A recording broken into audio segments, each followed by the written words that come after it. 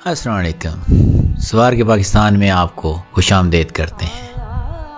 आज हम आपको दरिया सिंध के किनारे सिंध के तीसरे बड़े शहर सक्खर के दूसरे पार रोहड़ी की सैर कराएंगे। रोहड़ी शहर और सक्खर के दरमियान से दरिया सिंध गुज़रता है। इस रोहड़ी की सरज़मीन पर बड़े कदीम कब्रिस्तान वाक़या हैं। इन्हीं कदीम कब्रिस्तानों में एक सतन जोथां का भी कब्रिस्तान है। सतन जोथां जिसको सतन आस्ताना भी कहते हैं। किसी ज़माने में इसको कासिम पहाड़ी के नाम से जाना जाता था, क्योंकि 961 में मीर कासिम की ख्वाहिश पर यहाँ पर एक आस्ताना बनाया गया। ये आस्ताना 7 बहनों की यादगार के तौर पर बनाया गया। ये वो 7 बहनें थीं जो बड़ी बापर्दा थीं, जिन्होंने अपनी ज़िंदगी में किसी मर्द को नहीं देखा था। इलाके के राजा को जब पता चला इनकी बापर्दगी का, पकीज़गी का और ख़ूबसूरती का, तो उसने अपने एहलकारों को हुक्म दिया कि वो इन 7 बहनों को गिरफ्तार कर उसके महल में उसके सामने पेश करें। जब एहलकार इनको गिरफ्तार करने गए तो इनको पता चल गया कि राजा ने हुक्म ये दिया है। तो इन्होंने अल्लाह से दुआ की कि या अल्लाह, सारी हयात हम लोग पर्दे में रही और अब हमें पर्दे ही में रख। इतने में एक भूचाल आया, ज़मीन ने पलटा खाया और ये 7 बहनें ज़मीन में मदफून हो गई। जब राजा के लोग वहाँ पहुँचे रोहड़ी की सरज़मीन पे, तो उन्होंने न वो इनका घर देखा, न वो 7 बहनें देखी। सतन जो था एक खूबसूरत कब्रिस्तानों में से कब्रिस्तान है।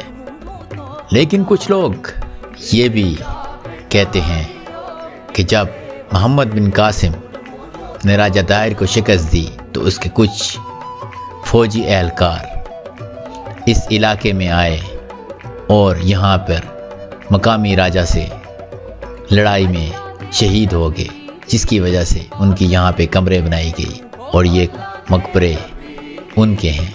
ये सब कुछ लोक दास्तानों में है और सिंध की लोक दास्तानें बहुत मशहूर हैं। इस जगह को था कासिम शाह भी कहा जाता है, लेकिन आजकल सबसे ज़्यादा मशहूर 7 सिस्टर्स टॉम के हिसाब से है, 7 बहनों का मकबरा। ये इलाका पिकनिक वाले और सियाहों के लिए एक मकबूल सहरगाह के तौर पर है। यहाँ पर आम के बड़े दरख्त हैं और ये थोड़ी ऊंची जगह पर है। इसके बलाई हिस्से में एक छोटी सी मस्जिद बनाई गई है, जबकि इसके मगरबी हिस्से को नीले और फरोज़ी और सफ़ेद टाइलों से मुअज़्ज़न किया गया है। ये है सवार का पाकिस्तान। इसके अलावा कुछ लोग चांद की रातों में यहाँ पर आकर मौसीकी से लुत्फ़अंदोज़ भी होते हैं। इन 7 बहनों की कब्रें एक गार के अंदर मौजूद हैं, जहाँ पर आदमी को जाने की इजाज़त नहीं है। वहाँ पर सिर्फ़ ख़वातीन ही जाती हैं ज़ियारत करने के लिए और अपने दिल की तस्कीन के लिए दुआएं करती हैं। आएँ आप अब हमारे साथ इस जगह की सैर करें।